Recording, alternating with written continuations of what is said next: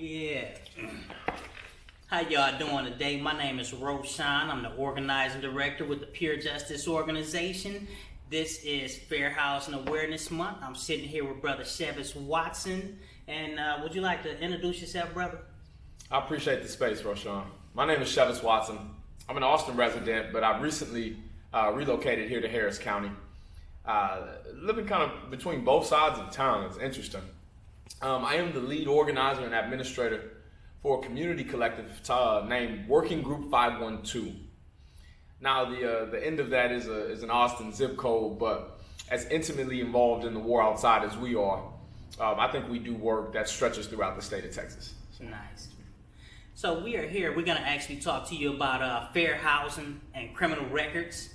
So, Brother Chivas, do you have a criminal record? Yes, I do. And thank you for the work you do out in the communities too. I actually appreciate admire it. that. Absolutely. I appreciate it. My criminal record unfortunately spans, at this point, 15 years. Okay, now you don't have to actually go into your criminal record and tell people what you got on your criminal record. Right, I don't mind either way, but it has been a factor in my livelihood spanning over 15 years since I was a freshman at Baylor University. So have it impacted how you live or you even having access to housing? Tremendously. How? Can you Tremendously. just give us a brief story on how a criminal record has impacted you and your living situation? Well, the fact that I have a criminal record enables skepticism for my desire to want housing, no matter where it is. There's skepticism. Well, why do you want housing? Why do you want housing over here? Are you capable of handling housing? And all I'm like is, well, I'd like somewhere to live. Right. And then there's the application process. Oh my God. For me, in Austin and here in Houston, because I have a family violence charge in my background, I can't find a place anywhere in my name. So the application process, if there's a private seller even that wants to engage in the conversation, he makes it almost insurmountable, the hurdles. Simply just to apply. I have to,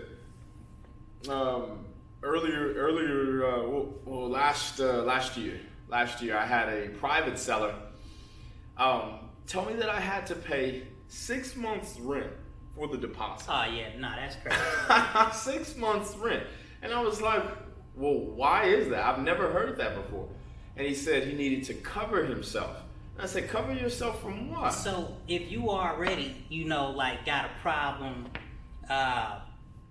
with housing because of a criminal record, and not to mention the impact that it had on employment, but then for a housing unit, apartment, house, whatever, to ask you for 6 months in advance, it's like, first of all, it's like a criminal record, it affects you economically as well. Right. So it's like how do I even attain how do what I you're pay asking? for this? Like, how do I pay for this? Obviously, because I'm talking to you, I'm not an owner.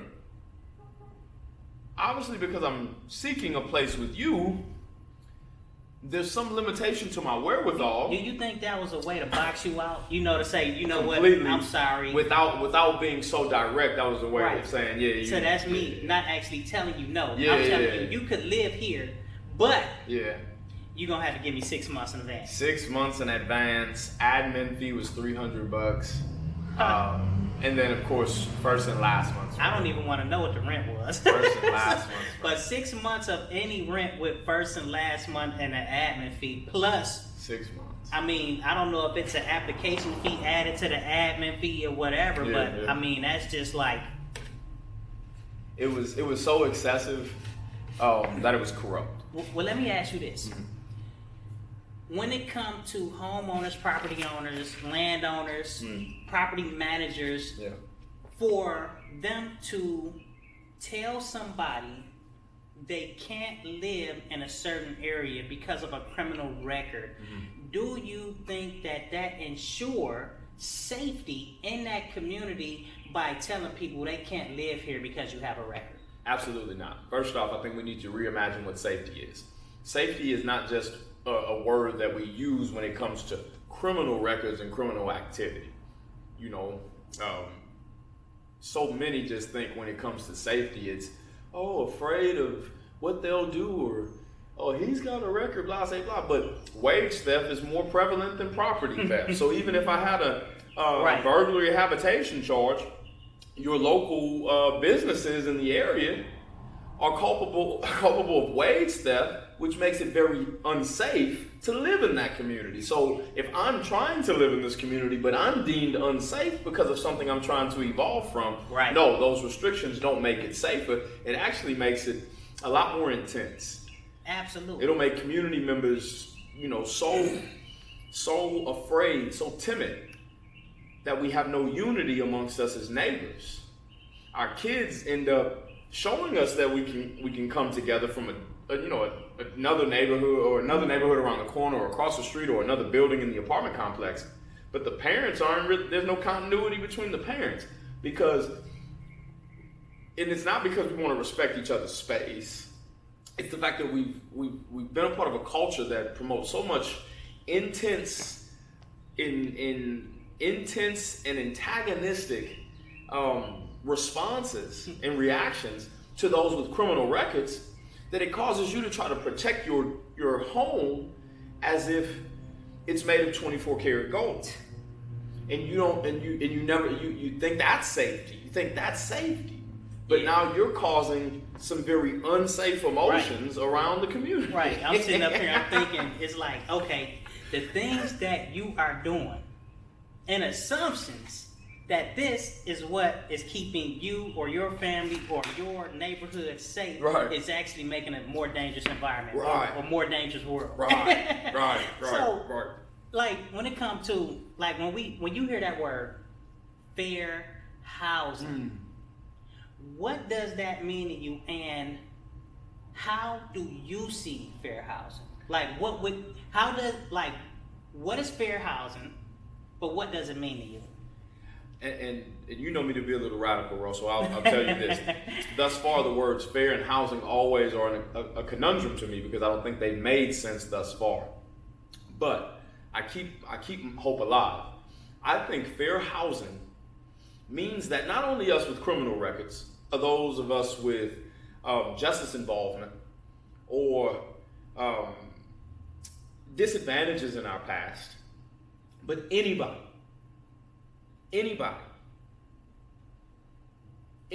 that has the wherewithal, meaning you have the skill set to complete an application and organize your necessary fees, should be able to either apply or obtain a place that they would like to call home, if they've truly developed a desire to live there. That would be fair. If anybody could go anywhere and do it, but there's so many things outside of, like, when it comes to fair, well, what's fair to you and me ain't fair to those who create the property tax upheavals, or deny the petitioning of property taxes. Do you think anybody should be able to check somebody's background before they move into place? No. I think just like with fair chance hiring, you should get that with anything, man. There should be an assessment of sort. And if somebody's looking for a home, there are other qualifying questions to see if somebody's got the income, or if somebody's appropriately matching the desire with the space. There's all kinds of other questions that, if you ask open-ended questions, you may be able to assess if this person is not the ideal citizen that you're trying to put in your community. Well, some of your previous, and I don't mean to cut you off, but some of your previous neighbors, did you ever speak to your neighbors, say hi, wave at them? How you doing today? I mean, I do. Did you know what they had on their criminal record? Never. Have you ever even Never. So when somebody live next door to you, you don't know if they got something on their criminal record or not. At the end of the day, right? you don't know. You don't know what's on their criminal record. You don't know what their taxes, or you don't know what their bills are. So why is a criminal record? So it has to be. Why does the criminal record have to be exposed? Somebody could be rich and be a complete alcoholic. Their place be up for civil forfeiture, and that's not public information like a criminal. For somebody applying for a place with a criminal record, it's unfortunately chronological corrupt practices, man. So I know fair housing may look a little differently from somebody like me or you in coordinates with other people. Like fair is different. Like what's fair to me, like you said, may be different for me, vice versa to whomever watching this, right? Yeah. But if there was an actual fair housing structure where, we were able to get housing, despite a criminal record, there was no boxes, there was affordable housing where, low income wage jobs could actually pay for housing in certain areas. Do you think that would increase or decrease crime? I think that would decrease crime. So housing would decrease crime. Housing would decrease crime. Absolutely. So if you had one message, if you could say anything to homeowners, would decrease the crimes that they call against moral turpitude. Okay. The assaults, the thefts, the robberies. Absolutely would decrease that. It may, you might see some of the domestic issues sustained. But guess what, bro? Domestic issues aren't anything new. And domestic issues are not just keen upon those with criminal records. You know what I mean? So you allow people to get housing, you don't increase crime. You actually increase prosperity. You give somebody who comes from an institution a place to shower, to wash their clothes, to restore and recover from a long day, or fingernails being dirty or whatever. You help that brother or that sister believe in themselves, and that's prosperous. So that narrative is such foolishness. It's so silly that if we let all these people come and get homes, it's gonna be so unsafe.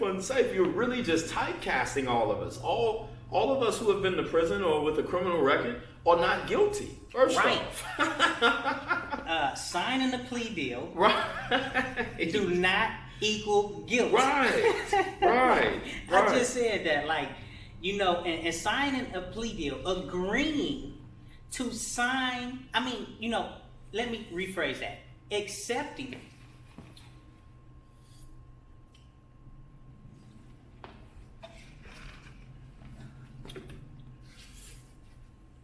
I'm sorry, the camera. But accepting a plea deal do not mean you agree with it. Right. Accepting a plea deal may mean that this is your only option not to go to prison. Right. Or go to jail. Right. Or do time. Right. Or lose your job. Right. Or lose your kids. Often you sign a plea deal because you believe that this is the quickest route. Or the only route. To resolve. Or the only route to resolve. Absolutely. So, yeah, man, it's such a false narrative, man. Right. If here in Harris County we actually created places not with realty in mind, but another R, restoration in mind, then it wouldn't be such a problem to have families with felons. Because guess what? Felons have families. If you have some of the privilege that are business owners, guess what?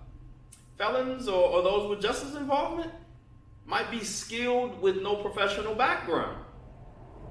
Now there's an employer and an employee relationship right there in an apartment complex, in a housing community.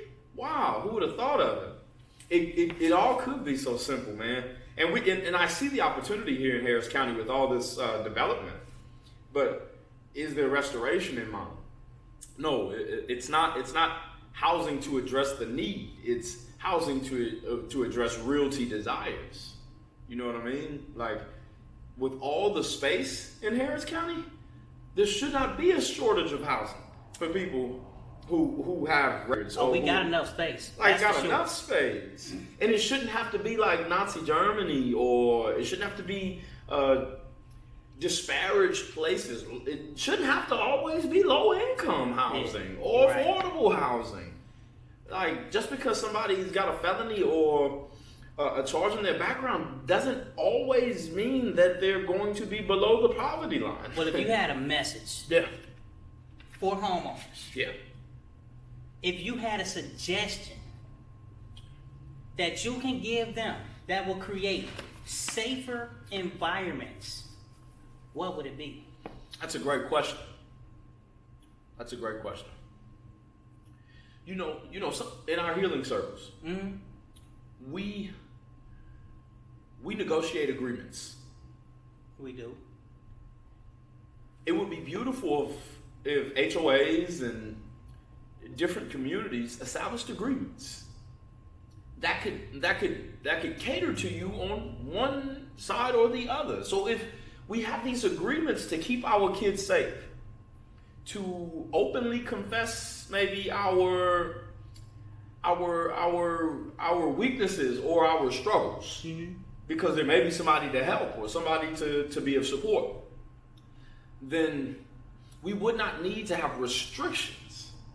If we had agreements, the agreement could say, hey, let's all agree that if you've had some experience in the background, if you've had some experience in your background that's been like this, maybe you acknowledge it with Bob down the street just so Bob knows, and then Bob can introduce you to those of us that are on the governing board, and we can all get to know each other. That way you feel safe here, so you never have to get to the point where you make a tough decision, and then we get to know you, so from the jump we never hold the skepticism over you, and now you can live, we can live, and guess what, we can maybe find a way to live together.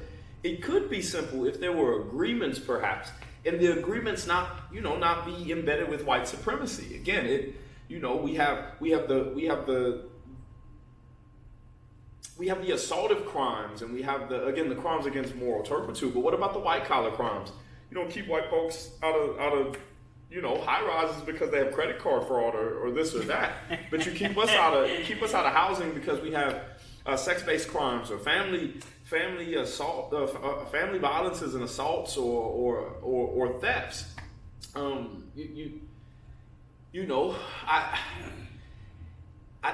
think we should be able to create some kind of standard or some kind of tenet where homeowners can't hold the criminal background against somebody if it's so long ago in the past.